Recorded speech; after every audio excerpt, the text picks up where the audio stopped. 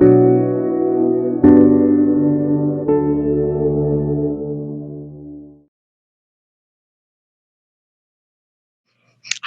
welcome to this evening's Gifted Support Group meeting. My name is Amber McLaren. I am the Enrollment Coordinator at the Institute for Educational Advancement. Thank you all for joining us this evening. Those of you on Facebook, I just wanted to give you a heads up that we can see your questions. We can answer those. We will be answering questions in the second half of this evening's event. We have a two-part event. The first part will be the presentation with our speaker tonight, and the second part will be the Q&A and parent discussion group. That second part is going to be hosted in a Zoom meeting format.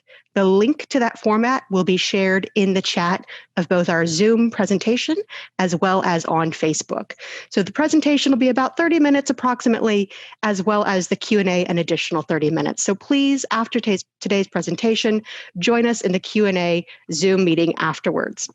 Again, thank you all for joining us. I'm really excited about tonight's presenter. We have Jill Stowell with us. She comes to us from the Stowell Learning Center, which has several locations across Southern California, one of which is in our hometown of Pasadena, California. So not quite neighbors, but really close. Jill is joining us tonight to talk about twice exceptionality and how to deal with that in the pandemic situation, which we currently still find ourselves in. So without further ado, I'm going to turn it over to her for her presentation. Any questions or comments that come through in the first part, I will collect and take with us into the second part of the presentation. So please feel free to put your questions and comments in, but know that they may not be answered until the second portion. Thank you very much. Jill, thank you and welcome. Thank you, Amber. I'm really delighted to be here. I'm going to share my screen here and then we'll get started.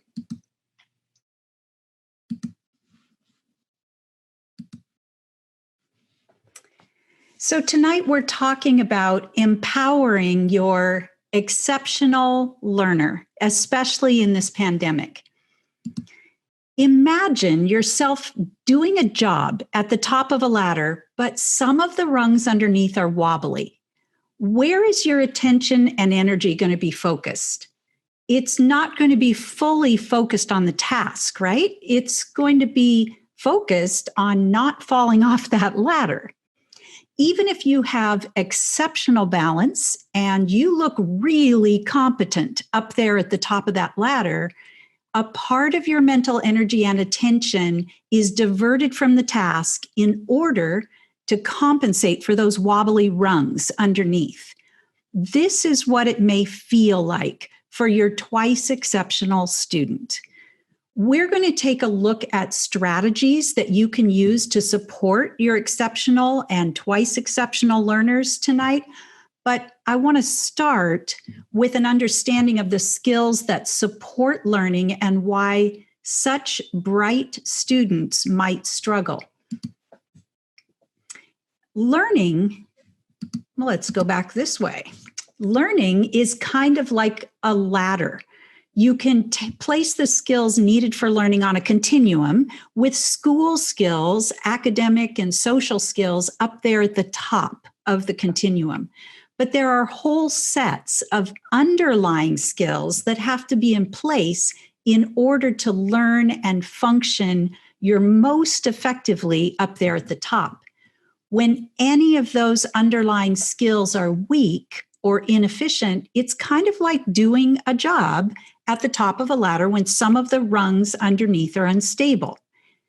Compensating diverts attention and can cause everything to be harder or take longer. The bottom level of the continuum is what we call core learning skills. Core learning skills start developing in utero, and they really are the foundation for all learning.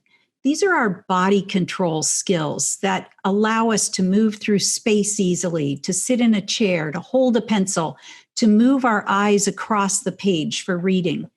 These skills should be so automatic that you don't have to think about them. If we have to consciously think about sitting still or being in control of our body, then a lot of attention gets funneled away from the learning. Babies are born with what we call primitive reflexes. In utero, our bodies and our brain first start to get information through primitive reflexes. And then these reflexes help in the birthing process and help jumpstart learning in the first months of life by getting the baby moving. As babies grow, those primitive reflexes integrate or get replaced by more mature reflexes and higher levels of control in the brain.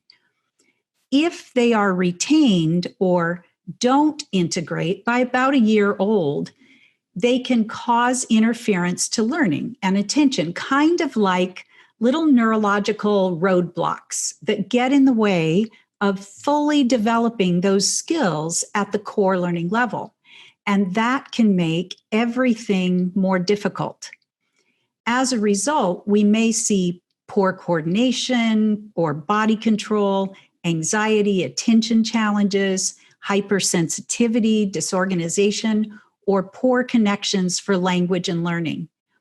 Core learning skills and properly functioning reflexes provide that foundation for organization, attention, planning, and many of the higher level executive function skills that we want our kids to have. The next level up on the continuum, the blue level there, is processing skills. It's a little bit higher level in the brain. These involve skills like memory, various attention skills, auditory and visual processing, processing speed, language processing. These skills support the brain's ability to get good input, take in the information, think about it, and then produce good output. These skills are critical for really accessing new information. A weakness in any of these skills is going to impact a student's attention and make learning more challenging. Now, this is really important because the first thing that you're likely to see when a student is struggling is challenges with attention or inconsistency. And what we need to understand is that not all attention challenges are ADHD. Let's look at our twice exceptional kids. These are students that are so smart that they can compensate for weak underlying skills with their intelligence. If you have an auditory processing problem, the strain of listening is profound. But our brilliant kids may be able to connect the dots so well that they get by. Many dyslexic students are twice exceptional. The visual confusion that they sometimes experience when looking at the page can be so disorienting that it makes them feel nauseous. But their strong comprehension skills or their ability to kind of fake it till you make it can mask the challenge and make them look lazy or like underachievers. They can compensate, but it takes a toll. They know that they're capable of more. They know it should be easier, but something is holding them back and they can't figure out what it is. This often results in frustration, anxiety, opposition, and poor behavior regulation. Those lower brain functions support the higher level. Even if your child can academically learn, they're doing fine academically, but you see anxiety and stress around school, well, there are probably some lower level things that they're compensating for in spite of their pretty acceptable performance, but it takes a toll. If we want to correct a learning or attention challenge, we have to identify the underlying skills, particularly those skills at the bottom two tiers of the continuum that aren't supporting the learner well enough, and develop them through intensive and targeted brain training so that the student can show what he knows and really show how intelligent he is. The brain research on neuroplasticity in the last 30 years shows us that this is absolutely possible. Very bright students who struggle with some aspect of school can be frustrating and perplexing, even to themselves. So I hope this has been helpful in understanding that it's not their fault and it's not your fault. These are skills that are missing or that haven't fully developed. But the brain is amazing. And once identified, these skills can be developed. Let's change gears just a little bit and talk about some strategies that you can use right now. I'm going to go through these pretty quickly, but I have a handout for you that you can download at stowellcenter.com/IEA. So let's look at how a slight shift in mindset and language can support your exceptional students. Our exceptional learners tend to grasp certain things so quickly that they may develop the belief that if they can't get it right away, they can't do it at all. To them, everything is either too easy or too hard. And as a result, you see that inconsistency and anxiety. They may unconsciously begin to feel like it's dangerous to perform well because that standard might always be expected and they might not be able to live up to it. A study done by Columbia University indicated that praising kids for being smart actually caused them to give up more easily and back off from trying things that might be challenging, because they kind of feel like, well, it'd be better to give up or choose an easier task than live up to not being smart.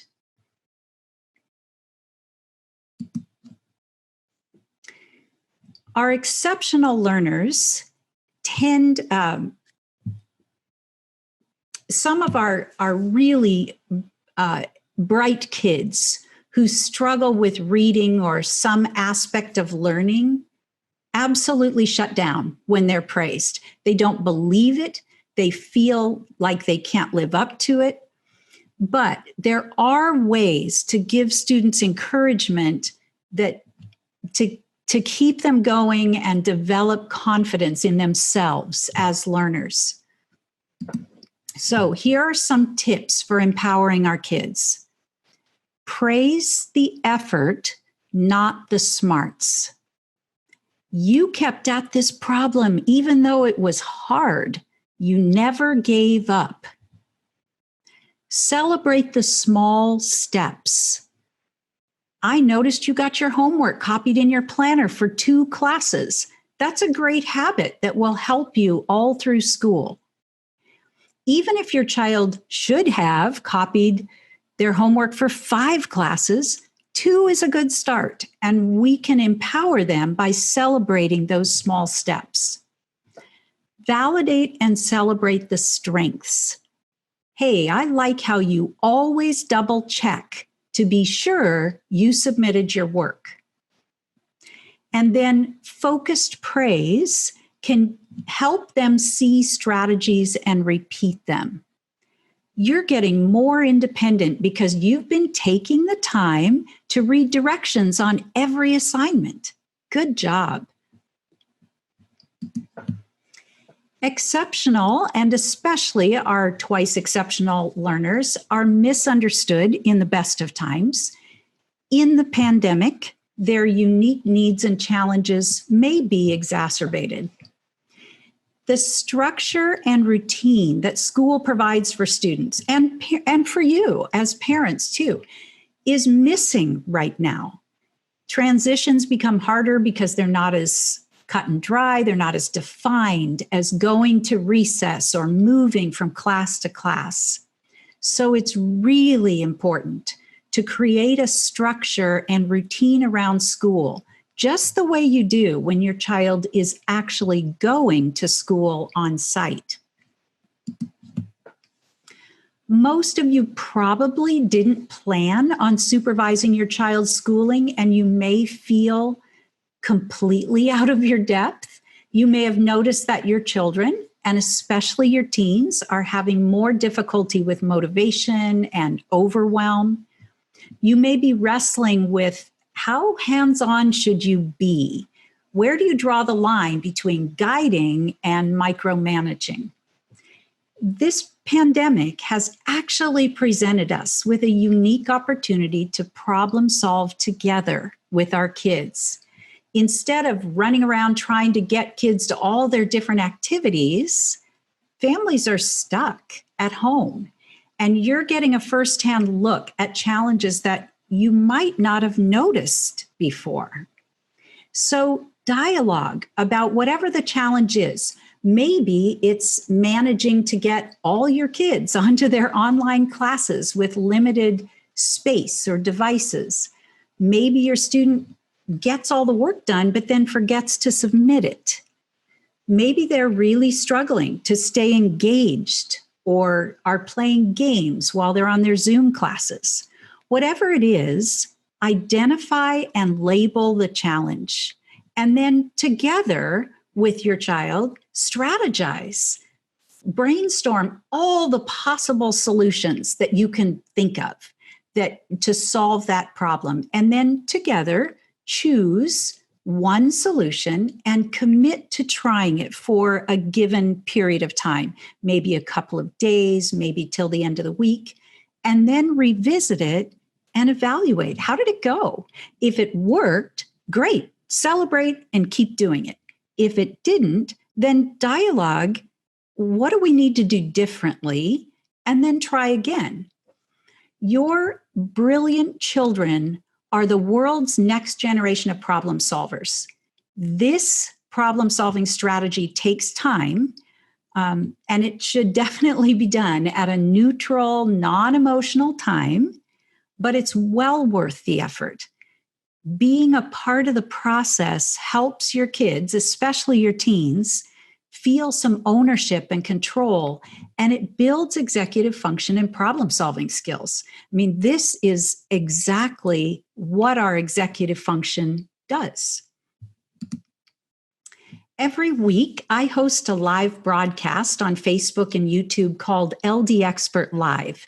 We have had some amazing guests on the show over the last 6 months, and they've shared some really good tips for dealing with some of today's unique challenges. So I'm going to share some of those with you. Let's start with Zoom fatigue. It is a real thing. And if you're working and on your computer all day, you know it yourself. Looking at a screen for long periods of time is fatiguing to the eyes, partly because of the light emitted from the screen and partly because your eyes are working really hard to focus close. So your eye muscles are working very hard.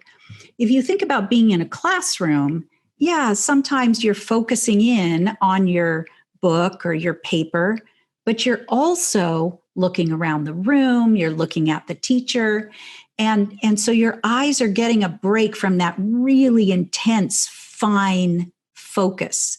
But on Zoom, that's what's happening for the entire time. So teach your child to give their eyes a break. And we call this 20-20-20. We learned it from an optometrist. Teach your child to look 20 feet away for 20 seconds every 20 minutes. 20 feet away for 20 seconds every 20 minutes. That will allow those really fine muscles to just relax and get a little bit of a break. Try having your child use blue blocker glasses or turning their screen to night shift in order to reduce the blue light. Recognize the limits of your child's ability to concentrate before becoming unproductive. Take a brain break. to re-energize their thinking and focus. A brain break should be 1 to 5 minutes. It should not involve a screen, but it should involve some kind of movement. They could just get up and go get a drink. That's a good break. They could bounce on an exercise ball for a few minutes. They could wrestle with the dog or take a really good stretch. And then come back and they're kind of refreshed. You may have to let the teacher know that in order to stay focused, your child needs quick movement breaks. So let the teacher know, every 15 minutes or every 30 minutes or whatever it is for your child, I'm going to turn off the camera briefly so that my child can take a little movement break. And then we'll come right back on. If you have a high schooler, problem solve together about what they need in order to stay engaged, and then work with them as needed on how to connect with their teacher and inform them about that. A really good brain break when students are getting frustrated or when they're starting to make a lot of mistakes is cross crawls. Cross crawls are energizing, they're focusing, and they're integrating. So notice how these boys are crossing one elbow to the opposite knee. So they're really crossing across their core, and they're getting both sides of the brain working, which is how we learn the best. Now, some parents have said that it's almost impossible to get their kids back from a brain break. So problem solve this together and structure it so that the brain break becomes kind of an automatic habit. Predetermine what the brain break activity will be, and then set the timer, or better yet, have your child set the timer for however many minutes you have decided they need. So a minute, 5 minutes, not more than that. And then when the timer goes off, immediately go back to the workspace and do 10 cross crawls. And then go back to their task or turn the camera back on. Having a little routine like that makes it a little bit easier for them to get back after a brain break. Now, with any new habit, you have to practice it. What we do with our students, because we can't follow them home or follow them to school, we have students visualize and talk it through and then role play. And so you can have your child do that. Have them visualize exactly what their brain break is going to be like, talk through every little step of it or role play it, and then monitor and guide them until it becomes a habit. Have your student visualize and talk through exactly what will happen with the brain breaks before school and before they go to bed. The brain will help set this into memory while they're sleeping. So that's a really good time to review something that you're trying to create a new habit out of. This is a great strategy for any new habit, but just remember, you can't do too many things at one time. Just focus on one at a time. I'm sure many of your students are quite savvy with the computer and able to browse websites or play games while they're on Zoom. Before you try to change that behavior, think about what is the behavior communicating, and dialogue with your child about it. Hey, I noticed that in some classes you're really focused, and in some other classes you've got websites open and you're browsing around. What do you think is happening there? Why do you think that is? Try to discover what it is that they understand about their behavior and what they think they need. Sometimes kids just need to be moving a little bit or doodling or doing something in order to stay engaged. So find out, and then problem solve it together. One solution that one of our guests had on our show was to put Zoom lessons on your TV. The larger and more engaged, that large screen makes it more engaging and certainly more public. So there's more accountability. In September, I had Michaela Caliendo, a 16-year-old with ADD, on my show, and she strongly encouraged students with attention challenges to take notes to keep themselves engaged. And she also suggested that having something in their hand to fidget with can make it easier to listen. Her fidget of choice was silly putty because it's just the right consistency for squeezing. Use a timer for your kids who have trouble sticking with a task. Start wherever they are. It may be only 5 minutes, and then gradually increase it. So when the timer goes off, celebrate and then reset for the next 5 minutes. They're not trying to get a certain amount done before the timer goes off. Their job is to focus on that one thing, that one task, until the timer goes off. That helps your child build an awareness of what it feels like to be focused, and it increases the length of time that they can focus. And it also provides regular check-ins for you without having to hover right over your student all of the time.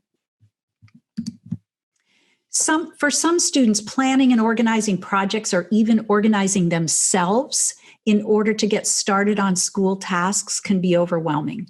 And when we feel overwhelmed, we have a tendency to get stuck, sort of deer in the headlights, and we just can't get started. We've found that using flowcharts with our students with challenges with attention or overwhelm have been really good in taking the pressure off and allowing them to be successful. So a flowchart is a visual representation of what we need to do step by step.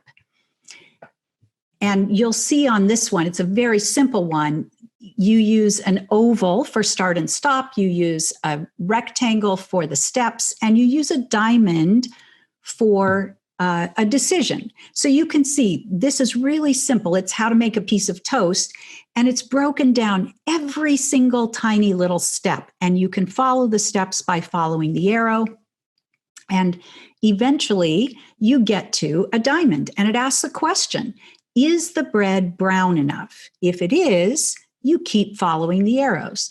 If it isn't, you follow the no arrow back down to push the lever down. Now, when you do a flow chart, you don't want to do it for your child. You want to do it with your child. This is another one of those things that takes a little bit of time, but it's a great investment in time. It's helping them learn how to take something and break it into just tiny bite-sized pieces. And then they can follow that all on their own and feel really successful as they check them off. This flow chart is for organizing and completing schoolwork in a remote schooling world. I'm not going to go through it, but it is in your handout. Remember, you're not creating these for your child. You're doing it together. I remember we had a 13-year-old boy, very bright, very dyslexic, and so he couldn't do his schoolwork. So we worked with him to correct the dyslexia, and he could read and write, but he still wasn't getting his schoolwork done because he couldn't organize himself to get it done. So he and his clinician created a flow chart together, and within 2 weeks, he was completely independent with getting his work done in all his classes. He felt so successful because the steps showed him exactly what he had to do. And every time he checked one off, it was like, yes, I did something. We want our kids to feel confident and successful and look at possibilities instead of beating themselves up when they make mistakes. The success journey is not about doing everything right, but about mindset. So if you see that your child tends to get stuck because they need everything to be perfect, help them set small, attainable goals. Goal setting is a great thinking process that develops executive function because they have to learn to evaluate, what do I really want to have happen? What do I want my goal to be, and how do I get there? This is kind of like the flowchart, and they get to celebrate each little goal as they complete it. So take the attitude with your kids that mistakes are our best teachers. Every time we make a mistake, it gives our brain a chance to learn. The brain is like a muscle, and when it has to work hard to solve a problem or think about something that's hard, it grows. It grows stronger, just like a muscle. One of the places that students often get stuck is writing because they want it to be perfect. A great strategy for getting started on writing and for making writing more interesting and to the point is this 5-minute writing strategy that I'm going to show you. It takes the attention away from having to be perfect. So writing is easier if you're writing from a question. So if your child is given a topic to write about, have them turn it into a question. For example, if the topic was to write about this time of safer at home, well, then maybe your child comes up with the question, how is life different during safer at home? The next step is that they're going to visualize the answer. So maybe your child visualizes themselves sitting on the bed with their phone, no friends, and they're really lonely. And maybe they picture the family doing board games, playing board games together, something they didn't used to do. And they picture online school. So then your child is going to write down 3 picture words. So maybe they do online school, board games, and lonely. So now they've got 3 words.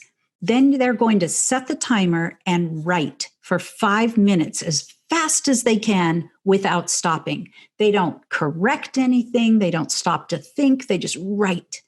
Now the rules are, and this is in your handout, they start with one of their 3 picture words, and the other 2 have to be in their first paragraph. So maybe it starts out like, online classes are a lot harder than I thought they would be. And they go from there.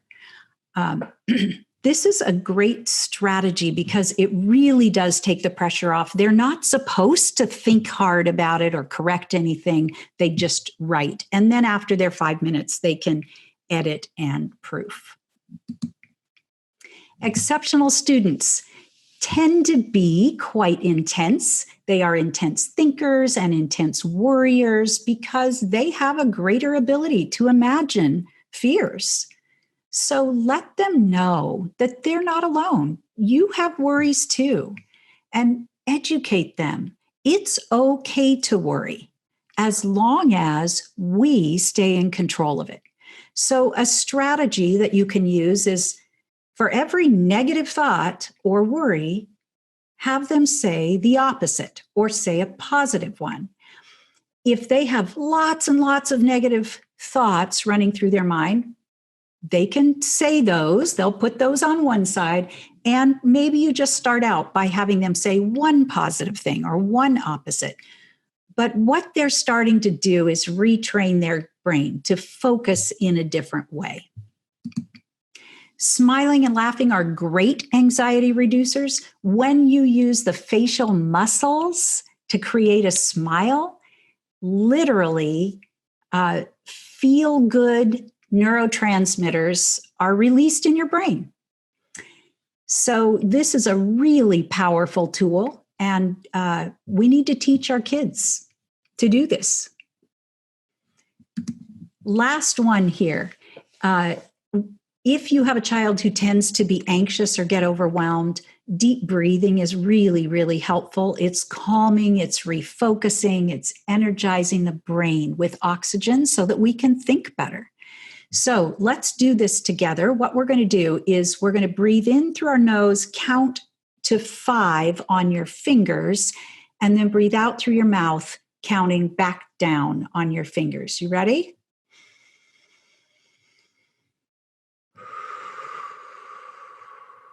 One more.